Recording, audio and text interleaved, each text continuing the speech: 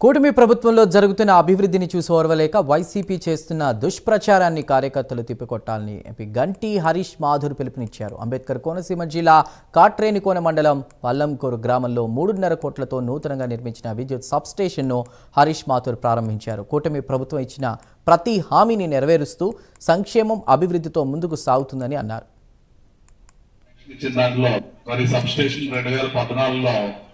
మనం శాంక్షన్ తెచ్చుకున్నాం 14 నుంచి 19 వరకు. ఆ రోజు తెలుగుదేశం పార్టీ హయాంలో ఆ రోజు సైట్ క్లియర్ చేయలేక ఆ సబ్ స్టేషన్ మనకి వెనక్కి వెళ్ళిపోయింది.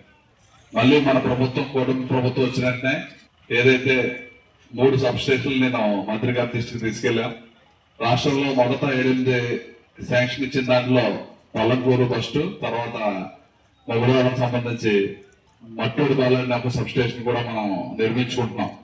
మన ప్రభుత్వం కూటమి ప్రభుత్వం వచ్చినట్టే ఎంపీ గారు మేము కూడా మరి మంత్రి గారి దృష్టికి తీసుకెళ్ళినట్టే మన జిల్లాలో మొట్టమొదటి శాంక్షన్ మనయ్య వచ్చినాయి. మన నియోజకవర్గం 2 వచ్చినాయి. మన కూటమి ప్రభుత్వం అంటే మన ముఖ్యమంత్రి గారు ఎలక్ట్రిసిటీ మీద పూర్తి పట్టున్న ముఖ్యమంత్రి. మన రాష్ట్రం విడిపోయిన తర్వాత ఎలక్ట్రిసిటీ ఎంతో ఇబ్బంది, దాన్ని అధిగమించి మిగులు కరెంట్ తీసుకొచ్చాం మనం.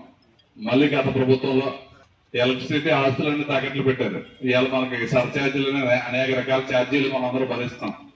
అవగాహన లేనటువంటి ప్రభుత్వాలు పరిపాలించి ఎలక్ట్రికల్ గా ఇవాళ కన్జ్యూమర్స్ అంతా ఎంతో ఇబ్బంది పడుతున్నారు. ప్రజల పక్షాన మనం అందరం కూడా తోడుగా అండగా నిలబడాలని చెప్పి దాని గురించి మనం ఆనాడు రిలీజ్ చేసిన సూపర్ 6 మేనిఫెస్టో అయినా లేకపోతే అభివృద్ధి పనులు అయినా ఇవన్నిటినీ కూడా రెండింటినీ పూర్తి బ్యాలెన్స్ చేసుకుంటూ మనం పూర్తి చేసుకున్న బాధ్యత మనం తీసుకున్నాం. మీరు చూస్తుంటే సంవత్సరంన్నర పూర్తయిన సందర్భంలోని అనేక సంక్షేమ పథకాలు మనం అమల్లోకి తీసుకురావడం జరిగింది.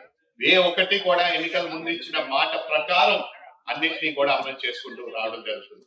అదే కాకుండా ఆనాడు మనం తీసుకున్న అభివృద్ధి కార్యక్రమాలైనా రోడ్లు అయినా సరే మనం ఈ ప్రాంతంలో మీరందరూ ఒకసారి గమనిస్తే గత ప్రభుత్వంలో రోడ్లు ఏ విధంగా ఉన్నాయి, చాలా వరకు రోడ్ల విషయంలోకి మీరు వచ్చి ఉంటే గతుకులు అసలు వెళ్ళలేని పరిస్థితి. అధికారం వచ్చినట్టే అన్ని రోడ్లు చాలా వరకు కూడా గతుకులన్నింటినీ కప్పెట్టే విధంగా